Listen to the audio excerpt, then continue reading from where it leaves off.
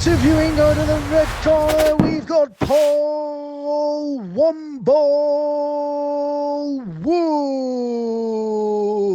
Wood. And interviewing out of the blue corner, we've got 5'4" of steel, Micky High Pants Hyam. In association with Get a Tax Rebate, 1895 Sports, Mesa Vienna Aesthetics, CDX Security. Okay, guys, welcome to episode 6 of the Micky and Woody Show. Micky, how you doing, pal? All right, Woody. I'm all right, mate. Thank you. Good. We've got the type of guest we really like this week, or guest, because this guy is super, super tough, but also he's got one of the best work ethics in British boxing. So I think that it suits us down to the ground, because I think, Micky, we'll probably put our hands up and say, we didn't really have that much talent to us, did we? But we were just grafters. Oh, you talking about yourself, mate. I'm all right. No, certainly I think yourself, knowing you, how I am and knowing me, I think we had to work really hard, didn't we? You know, to maintain where we were, because we were in good teams when we played rugby. You know, we had to work really hard, and I think we both got a little bit of something in common, you know, with our theme tonight regarding, we'll go into it a little bit more about resilience, you know, setbacks and, you know, coming back stronger, and I think we can all have a good chat about that, really. It'd be good. Yeah, well, I tell you what, I had a bit of resilience on Thursday, because I ended up climbing Helvellyn over in the lakes with Ben Harrison, one of our old rugby players, and wow, I tell you what, I underestimated it. I didn't realise there was a grade 1 climb on there. I nearly came off and, well, it was nearly sat here, just nearly the Micky Show after Thursday, mate. Anyway, moving on to our guests. So we've got a former WBA lightweight champion, challenged for the unified WBA and WBO lightweight titles in 2019. He's had the British lightweight title, Ring Magazine Most Inspired Fighter in 2015, and debuted in 2006. And only retired in 2009. Had 45 fights. That's some career in boxing. And we've also got one of his camp partners who helps him train and helps with his nutrition. We've got Anthony Crolla, or Anthony $1 Million Crolla, and Martin Cullen. Thanks for joining us, guys. No, thanks for having us, boys. Yeah, really, really glad to come on the show. You know, really two special guests. You know Martin. I've seen Martin quite a long time around Wigan area. I know you've always had a massive influence with boxers and, you know, local, a few rugby lads as well. And, you know, yourself, Anthony, really good to get, a star-studded lineup, and hopefully we can have a good chat tonight. Therefore. Yeah, I think, like you said earlier, you know, like, you've got people like Martin behind the scenes and they go unnoticed. And, you know, we've just been speaking about boxing as an individual sport. It's you and your opponent in the ring, but it's very much a team effort, really, in terms of, you know, you've got to work and create a great environment to be in. Yeah, it's without a doubt. I think the only time it's an individual sport is when that bell goes to start around, and until then, when the bell ends, then you go back to, you know, your corner team, you know, your cutsman's there if he's needed. But before that, everything before that, it's not just your boxing work, it's the strength work, you know, and the conditioning work, what I'll do with mine. It's the other work, you know, all the sparring, all the rest as well. Rest is so important. You know, your family and stuff like that. It's just to say boxing is an individual sport. I think you've got to surround yourself with the best team you possibly can, and I think that's what I've done to get the best out of myself. You just mentioned it then, you might have not been the most talented, but you was grafters. I definitely see myself as a bit of an overachiever, and I don't mind that, you know, when people say that. I think if anything, it's a compliment. because there's been so many fighters who have been around who, without a doubt, are more talented than myself, but I've made up for it with hard work. And again, surrounding yourself with the best team that you can do. But yeah, there's no to say boxing's an individual sport, and people say, yeah, for the 3 minutes around it is, but it's far from an individual sport in camp and even on fight night. Martin, do you think, I'm going to put you on the spot here, but is Anthony one of the hardest working boxers that, because you've worked with some really talented boxers in the past, and you can name them if you want, but is Anthony one of the hardest working ones that you've worked with? Yeah, definitely. Because going through with rugby lads as well, I trained rugby lads for 20 years, so I've got a good mixture and a good idea of rugby and the boxing, and he's definitely one of the hardest working athletes I've ever had. There's just so many aspects to the boxing as well, the dieting and the training, so many times a day on restricted calories. It's totally different than rugby. And then rugby's got its things as well, with the physical contact where you're getting bashed every day, but you can allow your calories, you're getting lots of food and you're getting lots of recovery. With the boxing, you've got to put you're training 4 times a day on very restricted calories, and you're trying to make a weight. It's very, very tough to keep improving your training sessions under them circumstances. Yeah, certainly. It requires you've got to be so dedicated, and that mental toughness aspect of it. Not like I said, it's not just about stepping in that ring and having a sparring session or hitting a bag for 12 rounds. It's the diet and everything away from it. Yeah. Just on that, Anthony, what did you find the hardest part of your, with your boxing career? What challenged you the most? It's, you know what? It's hard to nail down one thing. I'm not going to start saying, it's the hardest job in the world, because I'll always do that. I'll see boxers on social media saying, boxers don't get days off. And I'll be like, no, we do get days off. We probably get more days off than 90% of people who work in the year. Do you know what I mean? So we do get days off, whereas people who get a few weeks holidays a year, but I don't know, listen, you could say, the lifestyle and stuff. If you're living a lifestyle, you don't really have much of a day off. And I agree with that. But I think, Martin picked up on one then. Listen, there was plenty of times, I'll tell you where, but I never told, I might have told Martin, but it never went through my head, I'm not going to, where, like you say, when you're bringing weight down and you've got a big leg session, or you've got just a big session, and you're just thinking, I just want to rest, or I just want to eat. But you can't at that point. But I think they're the sessions that I've always had in my head, that they're the sessions that make you. They're the sessions that make you. You mentioned, like, what's the hardest sometimes, and a lot of the time it's not physically, it's mentally, and like, the politics of the sport, and you're waiting on agreeing a contract and stuff like that. It's draining. It's like, I'm sure that whether it be business or moving house or anything like that, your head's fried at times, when you're waiting for things to go through and stuff like that, and then you're waiting on opportunities, stuff like that.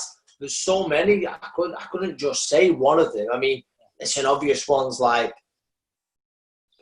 on the rower, leg sessions, physically, like, hard, but I didn't mind them because I knew there was better in me as an athlete.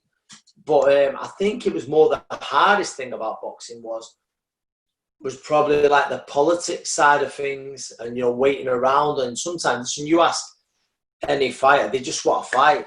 I don't mean just to get a payday, to get paid, because you don't fight, you don't get paid. But I mean their job is just to turn up on fight. Well, it's prepare, but turn up on fight and fight, not to put up with all the back and forward and the bullshit of contracts and stuff like that. So I'd probably say that side of it was probably the toughest. I mean, I was always lucky at selling tickets. I've done very well selling tickets, but that's another thing, fries your absolute brain, collecting money off tickets. Some of my best mates, honestly, I think still owe me ticket money from 2 years ago. But do you know what I mean? It's like, That's it, you know. But there's so many different aspects. I couldn't just say one, but I'd say more. For me, more the stuff away from the training was the hardest. That's interesting, that, because like if you're watching, you'd expect a boxer to say, well, the hardest aspect of my career is getting punched in the face or getting in the ring. Yeah. So that's the easy part. And that is very interesting for people away from, you know, we want to look at what makes sportsmen tick and find out that actually the biggest struggle is away. And it's likewise with our sport in rugby. It's never generally the 80 minutes of playing rugby, which is the hard bit. It's the stuff away from it. That's exactly right. So even if you're carrying injuries, sorry. Yeah. Sorry, it's like that's your best day of the week, isn't it? Your fight night. Of course, yeah. That's exactly what. That. I imagine. You know, prep for, and like you say, I think for us as well. Like we've had it before with previous coaches. We have a bad game, or your coach gives you a bit of a roasting on video. It's like it's when you go away and start thinking, because I think people just think, oh, you go training, have a laugh with your mates, go home, you come back in there, you play at weekend. You're constantly thinking all the time, aren't you? You know, like you're analysing your game, you think we're better, and certainly when we had Tony Smith, he made you think about your game, didn't he? Like more than just turn up to train. That's another thing with the boxing. It's not to say, oh, we have it hard or like. So I'm not saying that. Like two of the toughest sports without a doubt. But like Joe, you say you have a bad game. Hopefully, you're in the squad the next week. You can try and put it right, can't you? So if you have a bad fight, sometimes you might be waiting 3 or 4 months to put it right, and it's that's where I think you've got to stay strong. Where there's people on social media, will let it get to him. I'll show you next time. But they can't show it for another 3 or 4 months. So don't be getting mad now. Do you know what I mean? There's no point. Just the only time we experience that though as well, because I can sort of, the only time we've experienced that is when we played in the grand final. Twice we played in it in October and we got beat both times. And then the start of the season only comes in February. Oh, it's the worst time ever because you really want to put that shit game behind you. But you've got to wait months. Yeah. And then it's probably, I imagine, like I'm asking you guys, I imagine then it's hard to switch off. Say you're on holiday with a family or stuff like that because you're racking your brains thinking, oh, I'll do this, I'll do that. And it's probably important, well, it is important to switch off at times, but I imagine, have you seen The Last Dance on Netflix? I don't know if you've watched that yet. Have you watched it? Not watched that yet. I have watched Andy Martin and brilliant. Michael Jordan, like he had him in training straight away. Over after did they lose in the playoffs or something like that? Or, yeah. And, it was like someone got cancelled and stuff like that. Yeah, but no off season. Imagine the players hate. There's no off season. Do you know what I mean? But I mean, listen, that worked for him. He was a unique sort of individual and stuff like that. But in your game, there was no way you could be battered, bruised, and then have no off season. You need it, don't you, to recover? Yeah. Just on that, Martin, how do you analyse your performance with Anthony or your training? Something like a lot of hard work goes into your behind the scenes and stuff. How do you kind of like setbacks and stuff? Because you'll take it if he has a defeat in boxing. I bet you kind of. Yeah, you do. You would question yourself. I mean, luckily we didn't have too many defeats, but you do. I mean, you're training a boxer, and obviously you're going, is what I'm doing here, is this helping him improve, or is it making him worse? Because you can actually make, he can make an athlete worse. So you've just got to go off your past performances, really, and watch them, and then everything's monitored. What you try and do is you make sure every fight that you see some progress. Every camp, everything is written down, strength levels, speed levels, reactions. And it's your job to make sure that every fight you see an improvement with him, which is very, very difficult to do. And not a lot of fighters can do that. They'll just stay at one level and they'll just keep at that one level. But the key is to try and every fight improve some aspect of your performance. So it just takes a lot of experience, that. But I can remember when you're first working with some boxers, you're thinking, gee, is this going to work? Is he going to be able to compete with this fighter? He's got this big fight. And I think one of the first times I realised that was when I trained Martin Murray, and he was going fighting Felix Stern in Germany, which was a massive world title fight. And Martin performed really, really well. And it was then I went, wow, everything we're doing is working, and we've got a good method of training here now. But yeah, it's a good question, that, yeah. Oh, good. Brilliant. So just going back to you there, Anthony, your dad was a pro boxer. So He was, yeah. Was that the catalyst for you to become a boxer, or do you think that it's something you wanted to do, or was your dad like your hero looking up? Well, I think, everyone who's got a good relationship with the father looks up to them, don't they? And yeah, I looked up to my dad, but I think what it was is my dad was a retired professional, and he was just keeping fit.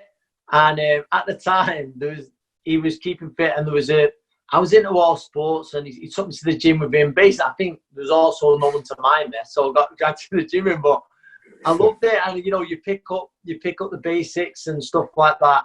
I mean, I was only young at the time. That was before I went back to box amateur, but I was around boxing, and my dad would be watching boxing. So you're watching things with your dad, aren't you, and stuff like that. So you pick up the basics and stuff like that, or like your dad holds his hands out and he's learning you a thing or two. But yeah, my dad. Listen, my dad was never ever one of those pushy parents ever. He was never one of those pushy parents, and I like it like that. There'd be times when he'd offer me advice, and advice is always optional, isn't it? But I'd always appreciate it. But he was never one of those who, I've seen it with pushy parents in boxing. It's terrible. I imagine it's with rugby. I see it in football now, even with my little lad who's 6. I don't believe there's anything worse than a pushy parent. But if it was ever needed, it was, he was there for me. But so in a way, listen, my dad introduced me to boxing. So yeah, he played a huge part in it. I think what you touched on there, pushy parents, same here. I've got 3 kids myself, and you do see. And I think when you're talking about sports like boxing, no matter how pushy a parent's going to be, do you know what I mean? I'm asking you that question, but I know deep down, no matter how much a parent pushes you, if you've not got it in there mentally to be a boxer, it's not happening, is it? I've seen it so many times with lads who are great at, schoolboy level, winning national titles, representing the country. The moment they get to 18, they just walk away. They start going out. They're old enough to tell the parents what they are and what they're not doing. And it happens all the time. I've seen parents starving the kids to get them down in weight, and it affects their relationship. And listen, my little boy's 6. I really hope he doesn't box. And he chooses a different thing. If he does, I'll support it and stuff like that, but I really hope not. But I see the relationships that there's very few father and son partnerships, certainly in boxing. I don't know what it's like in other sports where there's not a fallout and stuff like that. So no, it's interesting you say that, because like my 2 lads, they play rugby. It's I'm just happy they play sport, but I've been approached numerous times like, do you want to join in, start coaching? And you think, you know what? I'm not going to coach my sons.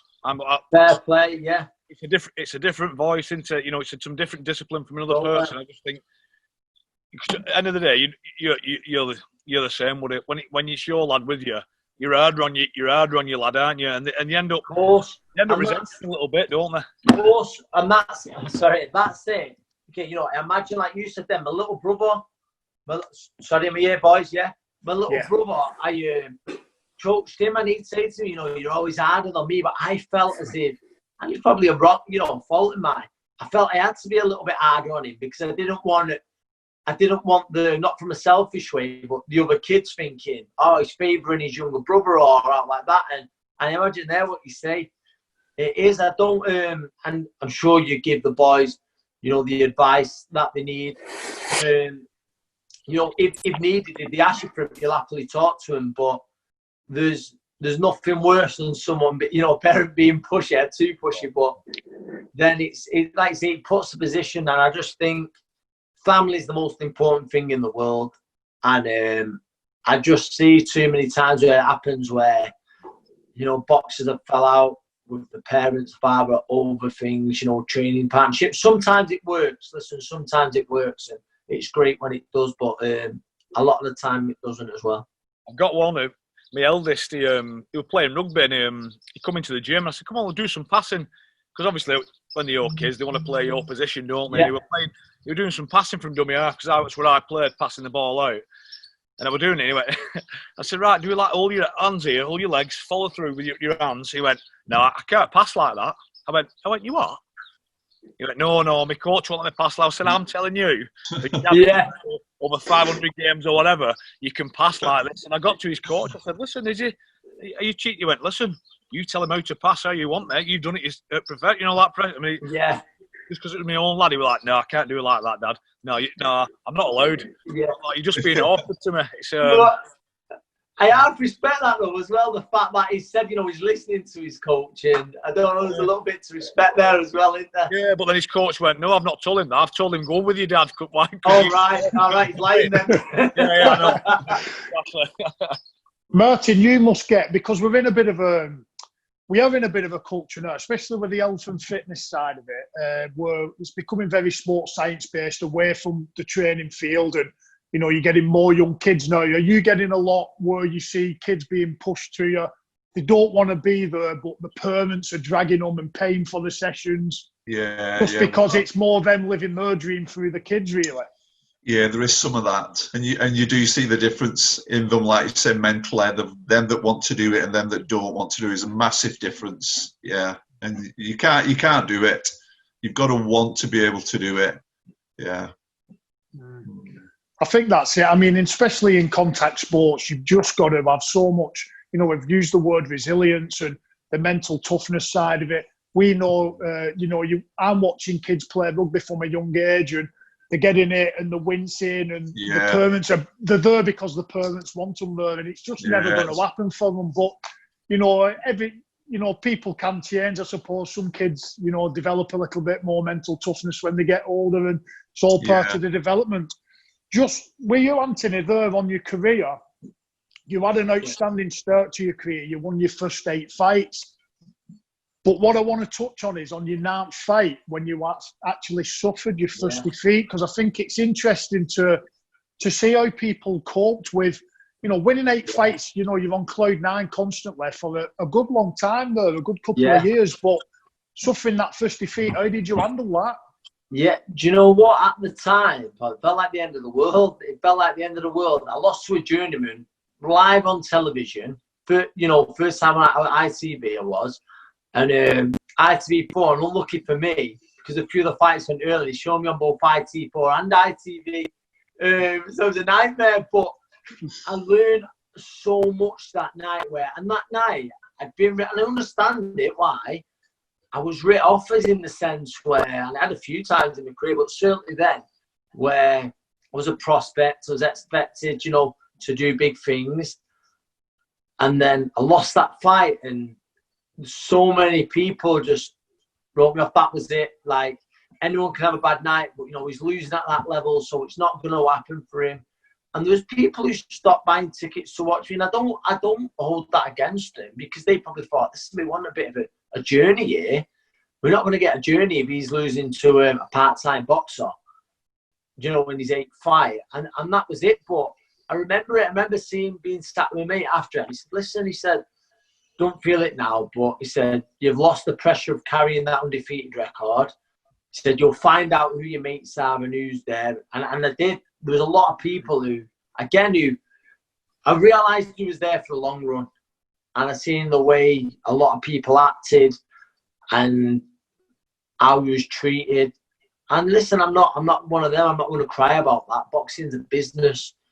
I say it all the time. You've got to use that as well. You've got to use that as well as it views you, because boxing don't love anybody. You stay in boxing too long, they'll just take from you sort of physically, your health and stuff like that. But I'm sort of going a bit off topic there, apologies. But I think what that loss, the main thing it done, what it was it made me realise he was there for the long run. it made me realise, not even that loss after that, where changes had to be made. Each loss that I had, I know it sounds a bit corny, but cheesy, but I seen it as a lesson rather than a defeat. Listen, at the time, it seemed like the end of the world, but I think, right, how can I go away? How can he improve? And that was it. But I think for resilience, a lot of people will say I showed a lot of resilience, and there was times I could have walked away. There was times when my career was on the line, and thankfully I stuck with it, and it's paid off in the end. But the first loss, I learned an awful lot about myself and the people around me. At Get a Tax Rebate, we make it easy for you or your business to claim back thousands of pounds in tax. Most people, like Jane and Philip, don't realise that they are owed money from HMRC, so they never claim. All you need to do is fill out a simple form on our website and we'll do the rest. It's that simple. We've also helped business owners claim back millions of pounds in research and development R&D tax credits. So if you're working in a business or own one, contact us today to see if we can help you claim back tax and improve your cash flow. Get a Tax Rebate, your tax refund concierge.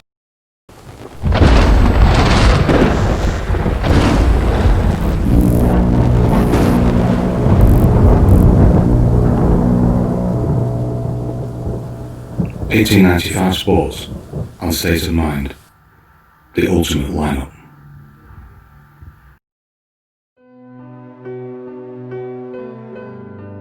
Macy Vienna Aesthetics, based in Wigan. For all your wrinkle treatments, dermal fillers, lip enhancement, energy boost injections, immune boost injections.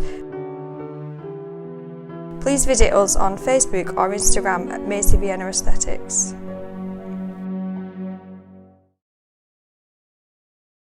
It's interesting that, because it is, for me, I learned that lesson once I retired. Once you retire from rugby, and you've just announced your retirement as well. I think the good thing about that first defeat is that two fights later is that you managed to rectify that defeat. Yeah, that helped. That helped a lot, I think, mentally. But it was good because, unlucky for me, that didn't get shown on TV. But what a lot of people did do, like I say, they'd shown them. They didn't think my career was going to go as far as it is. I remember, like, after that fight, there was a boxing journalist, and on that performance, maybe he had a point. I took it a bit personal at the time, but maybe on that performance, he had a point. And people talk about him being a prospect, about possibly, going all the way or winning British European titles. He'd be lucky to win an area title, and it stuck with me. But it was good because I used it as motivation. I always remembered that. I used it for motivation. How good is that? Like you said, though, you can use it as motivation. I always remember having my fifth shoulder operation and dislocated my first game back, and I dislocated it again. And the amount of people who said he should retire, I was only about 26, 27 at the time. I should retire.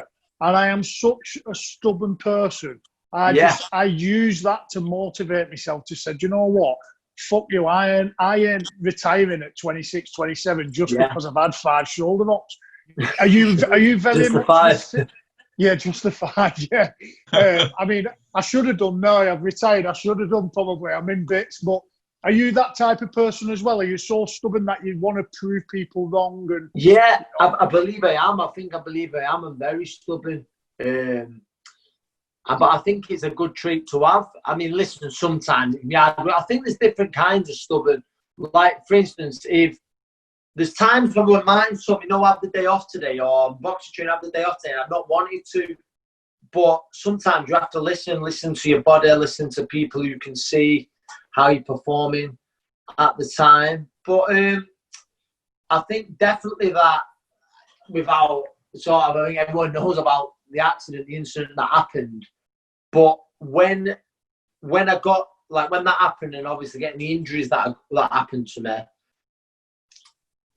there's a lot of people who said, "Oh, I'll never fight again" and stuff like this. And I told myself, I told everyone, said if I get a chance to fight again, I'll be back better and stronger than I ever have done before. And I did, and it was satisfying then to prove people wrong. And I don't mean that people who was just, because they had a right to say, I won't fight again, fractured skull, this and that, but I didn't.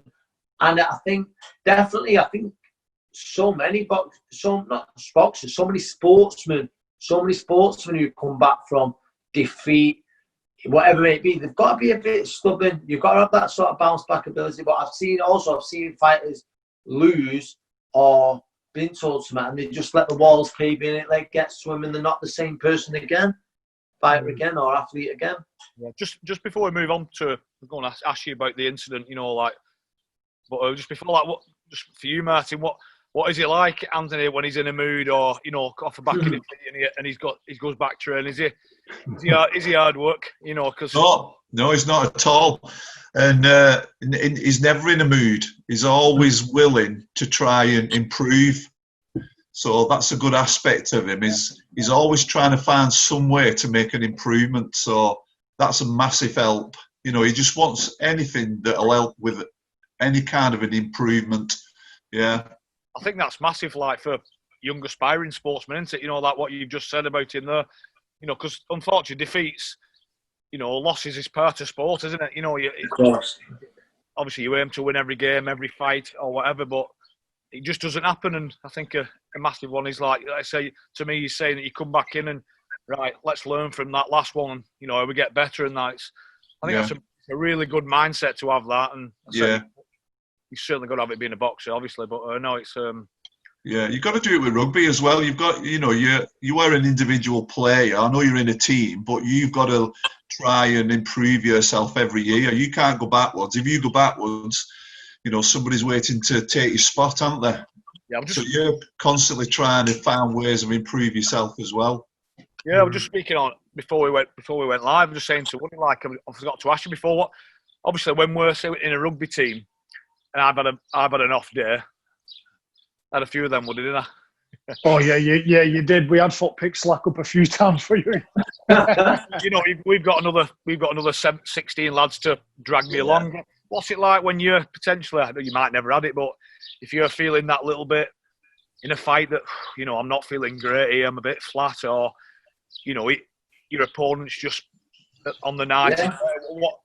What is it like? Obviously, you're going to your corner after round and they'll give you advice, but if you're having a bad day at the office on your own, there's only you can kind of change it, isn't it? What? No, I've certainly had it, and I think any fighter who says they've not are lying. And I always say this, mate. I say the thought of your body I've always got told from being young, your body will try and find the easiest way out, and that doesn't mean you're quitting. Like the thought of quitting, this is like, be careful what I say here. Don't want to sort of twisted. Whenever you're finding something hard, straight away your brain tells you, or your body tells you, oh, stop doing this, or whatever. But obviously it's then pushing through those barriers. And that's just like in a fight. Of course, it would be easier to take a knee, quit. But then you remember, you do that, you're always going to be remembered as a quitter. There's nothing, I don't think there's anything wrong with admitting in your head that the thought of quitting, because again, the body always finds the easiest way out. If I'm sure if you went in for an attack, you have that mentality, right, I want to run through walls and stuff like that. And you will, and that is it. Like the thought of quitting, I'm going to quit. That never goes through my head. But it's certainly the easier way. I don't know if I'm making sense here. I might be rambling a little bit, but I think you get it. So in a fight, there's been plenty of times where it would have been easier to tuck up and just try and ride it out. But no, you got to bite down on that gumshoe and try your best to pull it out. And I always say, in anything, like there's nothing worse than thinking, what if I gave that bit more? Listen, if you fail at something, I don't want to sound like a motivational speaker, but if you fail at something, then that's all right. But if you've not given it 100%, then that's not okay. Yeah. And that was it. And I think, listen, there's nights when, things just weren't going right and stuff like that, or you've not performed under the lights, but If that's because, and by that I don't just mean on the night, I mean in training camp, if a fighter sort of tires towards the end because he's crashed a load of weight, then that's unprofessional. Do you know what I mean? You've got no one to blame but yourself. No one to blame yourself. But some night, you put the camp in, maybe you might have overtrained, which is easily to do. Then there is something wrong with it, but it's not the same kind of guilt where, do you know what, I've not done enough, I've not tried, I've not made the best out of what I could have done. Then that's when I think there's something wrong with it. But yeah, again, I'm just a little bit. But to answer the question, without a doubt, yeah, there's been times where you have to back down and shield. And I think what does it is thinking, there's plenty of people who paid to come and watch me here, or you use it as an aspiration where you might have a family at home, you want to push on to further your career, and for yourself as well. Like I say, and yourself, there's easier ways than getting your body getting smashed to bits, daily, than not to put it all in on the fight night or on the match night. Brilliant. Yeah, it's funny, you say you don't want to sound like a motivational speaker, but the thing is, you're more qualified than a motivational speaker because you're talking from experience, and that's what people want to hear, you know what I mean? That, you know what, I've been a world champion, and I've had days where my body's told me to quit, but I've just had to fight through it. And that's what makes the difference between someone who's sat in that front row seat watching you box and and where you're actually in that position at the moment. So I think it's fantastic that you can say that, I certainly know there's days where I've gone into a match and I've felt a little bit lethargic and you've had to push through it. But like Micky said, we've got generally 16 other lads, who can try and pull you through it. Yeah, take a little bit of the slack. We've talked about one of your moments there where, it was a learning curve for you because you had your first defeat. But let's skip forward a little bit. In 2010, where you won the super featherweight title, what did it feel like to actually go from, I've suffered a defeat, I've been written off, but then also win the first title? That was one of the big turning points in my career, and it's I was fighting a lad who I always looked up to, from the amateurs, and it was mad. The last time I was in the ring with him, I was an amateur, a bit before I turned professional. He was an established pro, and I took a bit of an hiding, to be honest. But I thought, I'm learning and stuff like that. So for me, it was a massive it was a big sort of way to look. I looked at it and say, I've come a long way with maturity, stuff like that. And I think that title then helped me kick on to other things. And then it gave me the confidence. I thought, well, you know what? I've always looked up to him. I've always really rated him, but I've come through a beating. Maybe I've got to start believing in myself a little bit more. It done huge amounts of my self-belief. Again, it's very interesting that you said that because, again, how many people would look at Anthony Crolla and think, this guy's super confident, he's a boxing champion, but even yourself, who have reached such a high level in your sport, have got self-doubt. Yeah, without a doubt. And I think what I learned, and even with that fight was a big turning point, because I remember walking to the ring thinking, this lad's more experienced than me, I'm an underdog. But you know what? I've done everything asked of me. I've ticked all the boxes. I've done everything asked of me. So now what will be? Not what will be will be. But what will be will be.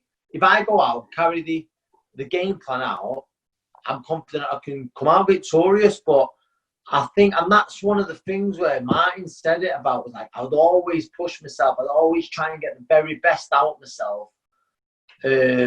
Because then, when you walk into that ring, and imagine just like you're walking through the tunnel on the way to the pitch, but certainly, with a fight, when you're walking to the ring and people shouting your name and stuff like that, and that's when I think, wow, I call it like, so, the walk on death row, where it's like, I know it's probably not the right term to use boxing, what happens and stuff, but that's when any doubts can come and creep into your head where, you know what, I should have put in that little bit more effort. I should have done a bit more strength work. I shouldn't have skipped that session. I should have brought my weight down earlier, or I might tire down the straight. Do you know what I mean? Like, that's where that's why I don't think I could be bothered with that feeling.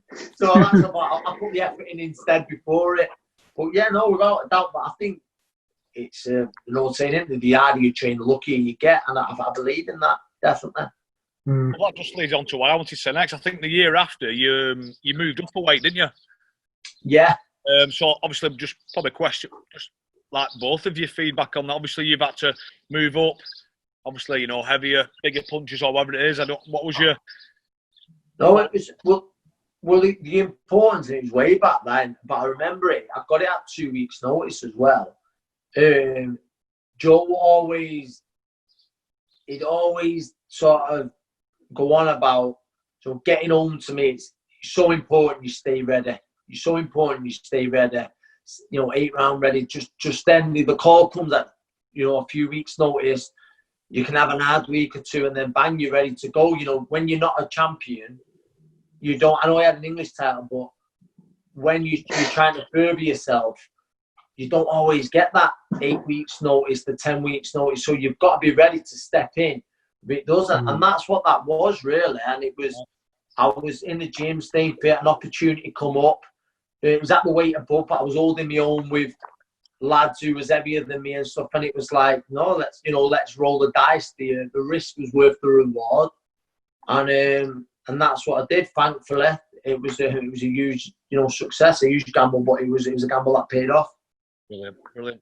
I think you don't look like an heavy hitter, but you do hit hard, don't you? You've had some good stoppages and some nice body shots where you've took people down.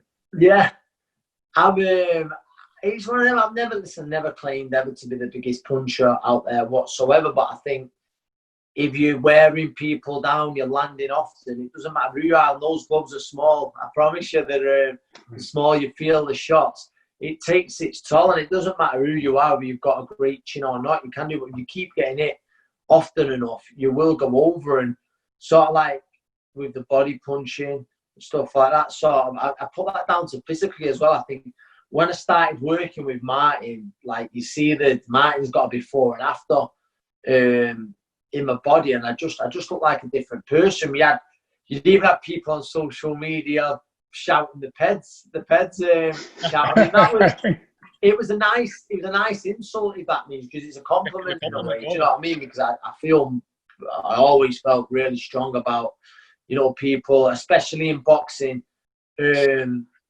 using performance enhancing drugs. I think it's then if people are failing tests and someone takes ill, I don't believe I'm speaking too out of line. You can almost put it as attempted murder. Do you know what I mean? If you know you're cheating, you're taking things to make yourself bigger and stronger unnaturally, and then you're looking to inflict damage on someone, then yeah, I do. I think it's yeah.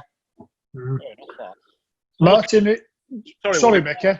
Who were you? Sorry, like I always remember you with your rugby. Like you'd think Woody was a hard hitter, wouldn't you? He's done about 4 fights at rugby. He's lost every one, would he? What? Yeah. What did these call me? The cardboard tank. These call me. Martin, what's Anthony like in the gym as an athlete? To train him. Yeah. Do you find him? I've been fortunate enough to see him in the gym with you, and I know how explosive he is, and he looks, and I've seen the specific training you do. Yeah. It's surprising to the size of him that the power that he can generate into it is very, very powerful for his size. I always would say to him, his strength and power levels probably equivalent to like a second row rugby player. And he's walking around 10, 11 stone. So he's very powerful in the gym and very quick with it, as you'll have seen him yourself, haven't you? Yeah, definitely. Like you say, you're watching these. I always find it interesting watching people from other sports train. Yeah. And like you say, you see them there moving and jumping like a second row forward, So it's you very believe it unless you saw it. Yeah. Yeah, it's such a great experience to see other people training. Micky, did you touch on the incident in 2015, or Anthony? Do you want to explain to us what happened there? Yeah, I can do it. And I think one of the blessings about getting it over the head with a concrete slab was working with Martin then, you know, for the 5 years that we did, and it was, I mean, we still do now, but that was a blessing. But it's, yeah, I mean, I think everyone sort of knows what happened in stopping a burglary with next door neighbour's house. Hit over the head with a concrete slab, ended up with a fractured skull and a broken ankle in a few places. But I think from then, like I sort of said before, when you're at Resilience, that I seen it. I remember being laying in a hospital bed thinking, oh my God, I've just took on a mortgage. I've got a young family. Boxing's all I really know.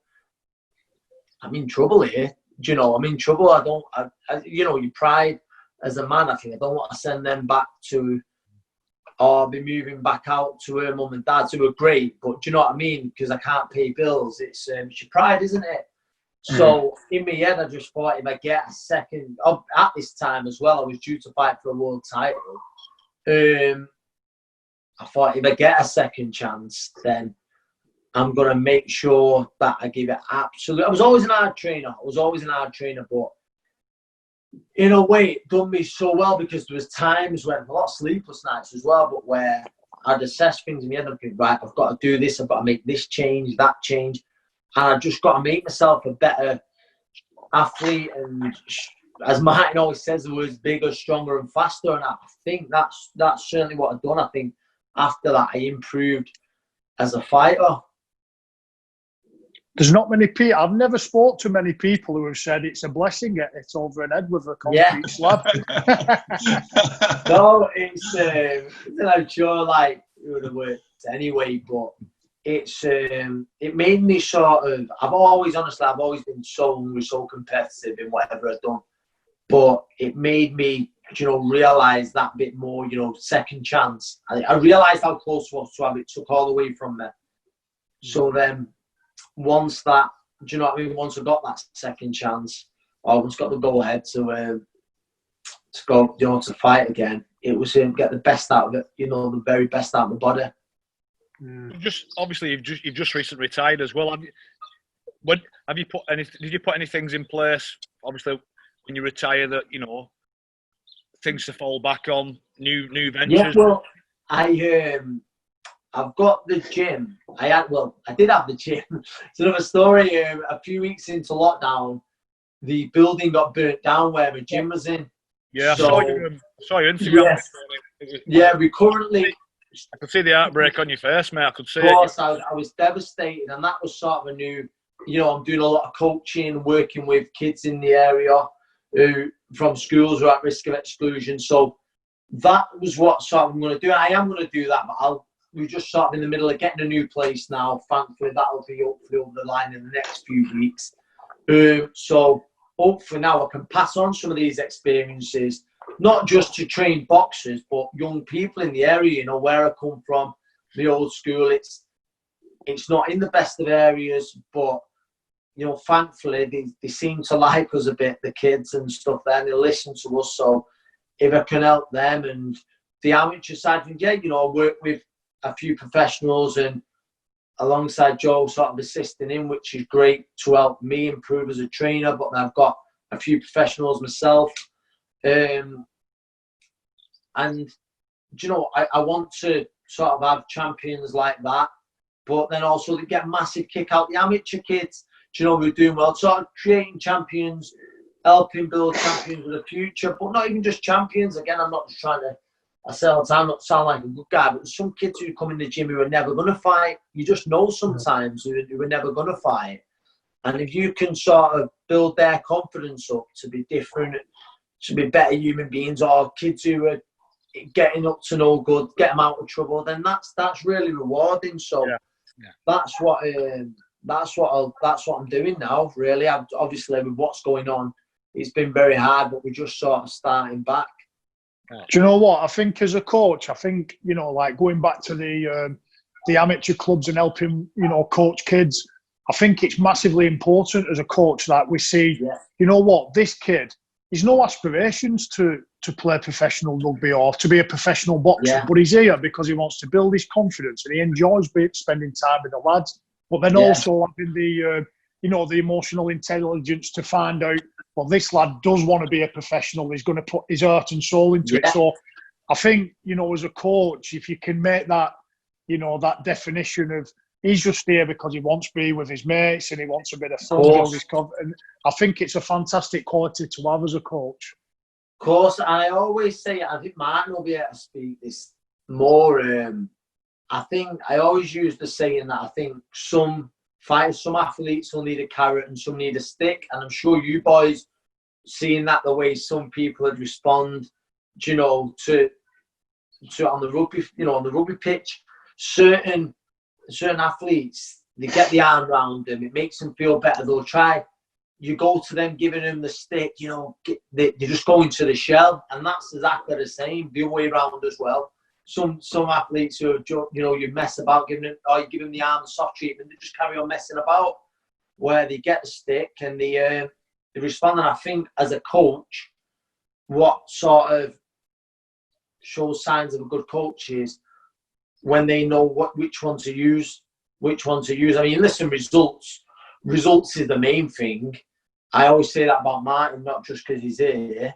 I see everyone who's Martin's worked with, and I see results, physically. And I think, well, that's one way of judging it. But I'm sure he knows then how to get the best out of the athletes who's training, just like I hope that I can do. So what kind of character are you, Anthony? Because I know that, me personally, I love having an arm around me. If I had a shit game, my coach had to come up to me, and Tony Smith were quite good at this because he's man management. But if I had a shit game, he'd come and put his arm around me, and he'd tell me how good I am, and I'm better than that. And what type of character are you? Do you know what? I think I'm not just saying it. I think Martin will vouch for me here, or anyone who's worked with us. I'm really laid back, and I'll do what I'm told. Martin said do this, I'll just do it.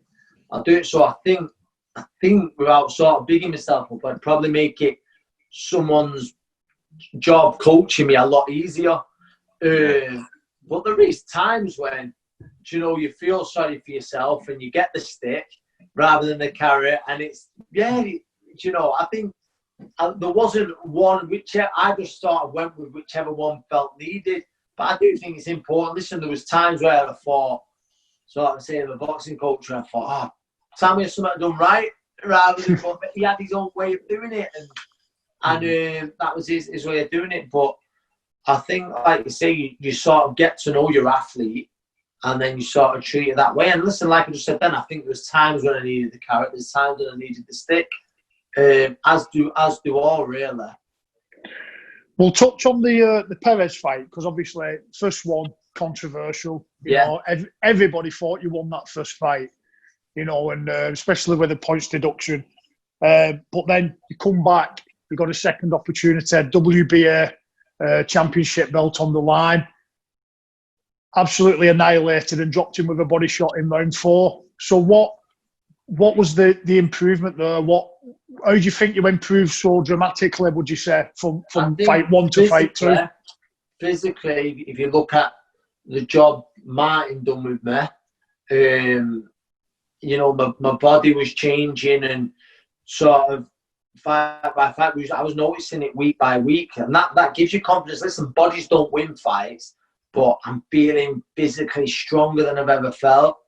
And that was what I always used to say in fights, sort of camp by camp. Martin would always write down everything, he'd record everything. So you're looking to make improvements. So Martin would say, listen, this far out last time, he was hitting such a target. And then also at the same time, we're going back to the thing about making weight. Martin, there's times when I imagine we could have gone heavier or done more reps than that. But then you've got to be careful, because you're building muscle, you're not going to make that weight. But I think the second time, I mentioned it before about, not everyone gets a first chance, never mind a second chance. And I knew, because of the controversy of the first fight, that was a great chance I was going to get that second, that rematch. And I didn't I went from being the boxer who got hit over the head with a concrete slab, tackling burglars, to the fighter who got robbed of a world title. And I thought, I cannot let this tag stick with me. So I've got the rematch, and it was like, I've got to make this count. And I say all the time, I remember it like Eddie Hearn coming in the changing rooms before it, and he told me after it, he says, I seen how relaxed you was, and he said, I was fuming inside, thinking he's going to let this opportunity pass him by. But it wasn't. It was like I'm going to start saying fate, destiny, all this and that, but I just thought, there's no way I can leave here tonight without that world title. And thankfully, that's what I did. And I think, you know, there was improvements made. I think strength was a big one of them. I landed one of the sweetest punches I've ever threw. And yeah, it was one of my finest hours without a doubt. Moving on there though from that, obviously, when you win a world title, then you've got to fight. You know, he's one of the best pound for pound boxers in the world. In Lomachenko. Yes. Obviously, tell us about your experience about fighting him. Yes. I know it didn't end well, and I don't want to. No, listen, I'm one of them. Yeah, I can joke about it, but it ended up face first down on the canvas, didn't it? But it's what it is with that. And there's things now, and Joe, I look back at now and speak with mine, and there's things that I wish I would have done a little bit different. Am I saying that if I did, I would have beat Lomachenko? No, I'm not. I'm really not. Do I think I would have given a better account of myself? Yes, maybe so. That night, I believe I caught for a very ruthless Lomachenko, who was out there to prove a point after his last fight, which wasn't his best performance. Stylistically, styles make fights. Lomachenko was always going to be a nightmare for me. He's a nightmare for anyone. Do I wish I would have looked to have fought, sort of fight with him from early on? Yes, I do. But then I'd seen people who tried that and he'd been sort of bull matadored. But then the plan was to make him fall short for a few rounds and then look to, when he was falling short, to engage a bit with him. It didn't go to plan. He was very good at reading, you know, a fighter every move. And the shot that he knocked me out with, he set me up, and I knew the moment I was on the floor, although it might not look like it, I knew what he'd hit me with, how he'd set me up, and it was like frustration. And listen, I know people say embarrassing is the wrong word, you know, he's one of the all-time greats, but it was, you know, I'm thinking, I'm face first, I'm thinking, get up, no one wants to see this, I'm trying to get up, but I felt fine, but it was, all in all, it was a great experience. It was, you know, I'm not going to say I wasn't gutted. Martin will tell you that. Yeah, I was absolutely gutted, and because I trained so hard for it. I didn't think that I gave the best account of myself. Listen, I went out on my shield. I'd rather do that than quit. But I didn't have too much success, which was frustrating. But like I say, I caught for a very special fighter on one of his best nights that night. As for fighting in the Staples Center, being out in LA, you know, finishing camp off at the Wildcard Gym, you know, loads of people coming over to support us. Of course, yeah, that's one of some of that'll stay with us forever. And even like the fight, like I'll be able to look back in time, and he'll be a name that's remembered in boxing for forever. Obviously, sharing the ring with him certainly didn't go how I wanted it to. But yeah, this is a great experience. Yeah, brilliant. I say, and again, it's you always allude to, and you've probably answered a few of Martin's questions. You know, you've got to put your trust in your trainers as well. And just when he was saying about like the adjustments he made, what adjustments did you make, Martin, with potentially different types of training when he made successful? What subtle changes did you make in the training? Up until the Lomachenko fight, we didn't change anything really. We just kept making improvements. So we kept with the same thing that we'd always done. We just kept going for more improvements. more improvements with movement, really, because Lomachenko's a master at movement. He's like a dancer. So we're trying to get Anthony a little bit more agile and quicker and being able to move around. But a few things didn't go to plan that time, and things might have been done a little bit better. But all in all, it was a good experience. Yeah, learned a lot from it. Yeah. That's a good thing, isn't it? You learn from it, don't you? And yeah. Try and learn from everything. Yeah. Just to wrap it up, then I think. Are you happy now, then, Anthony, with your decision? Obviously, you had one more fight. You wanted to go out on a win, and are you happy with your decision to retire from boxing now? And how does it sit with you? Are you missing the sport? Well, honestly, I say this all the time. You know, I said, I'll have another fight, and then I don't know really. I don't know whether I should have been in the ring that night or whatever. I don't want to start making excuses. I'm very sure I could fight tomorrow and make much easier work of it than I did that night. Where I let all the emotions and stuff get to me. There was a lot going on in the build-up. But as for boxing, it was mad. Even though it was as bad as I've boxed in years, I got the win in a fight that I thought, do you know, I should have made much easier with. No disrespect whatsoever to my opponent. He's a good lad. It was mad. Like after an hour or something, I was fine. It was like, you know what? It felt a bit relieved to get it done. And I've been boxing for a long time, and it's sad. I feel a bit guilty because some boxers really struggle with retirement. I'm still staying fit, as Martin will tell you. I go up there a few times a week. I'll be with him tomorrow or the day after. But boxing's a tough sport, and if you stay in it too long, I say all the time, it'll take more from you than you take from boxing. And like I say, I still believe that I can compete at a high level, and I still believe that there is the thing where I think, oh, I'd like to show people that I've got more left, but I'm happy and I'm content with things, and I believe that, you know, the competition, the fighter in there, whether I find something to put something into to compete in something, I don't know. But as for boxing, it's great. I'm around my old stable mate.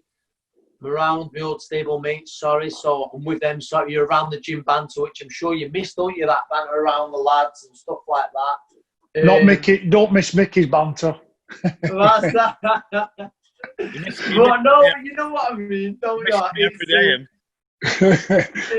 Yeah, and that's it. It's sort of like, it's just a bit more relaxed now. You don't have to be as strict if you know the diet doesn't have to be as strict. I'm not a big boozer, but you know, if there's a time where you want to have a few drinks, yeah, you can do.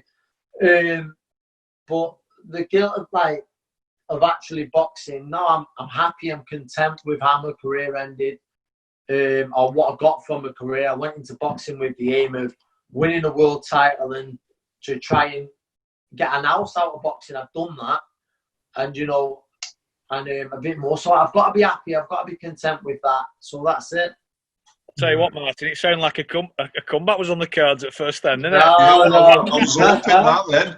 Hoping we get another one. I've had more comebacks than Frank Sinatra, already, haven't I? Yeah. Mickey's retired, come back again, haven't you? But I know, I think if you're content with your decision, it is a tough transition from once you've been doing it. I mean, you have been doing it a long time, you know, a 13-year career and throwing your life and soul into it. I think it's good if you can stay around the sport, you know, and you're going to be a fantastic role model for a lot of kids, you know, you're looked up to massively, not just from fellow boxers, but from people from other sports, you know. I know a lot of lads in rugby who watch boxing, you know, think very highly. When we told them he was coming on, like, they was proper made up, so they're all looking forward to it. You know, but I think it'll that wraps us up, guys. I think it's been really good, and like I say, you know, the insight to the boxing side, not just in the ring but away from it, it's been outstanding. I think a lot of people are going to get so much from that. So really, thank you for coming on. Yeah, no worries. Thanks for having us. Thanks for having us, boys, and hopefully see you soon. Martin, I'll see you tomorrow or Tuesday morning. Yes, I'm there. I'm there. Brilliant. Thanks, guys. Really appreciate it. Thank you, boys. See you Thank again. you, guys. Take Cheers, Take care, guys. boys. Bye. Bye, guys. Bye. Cheers.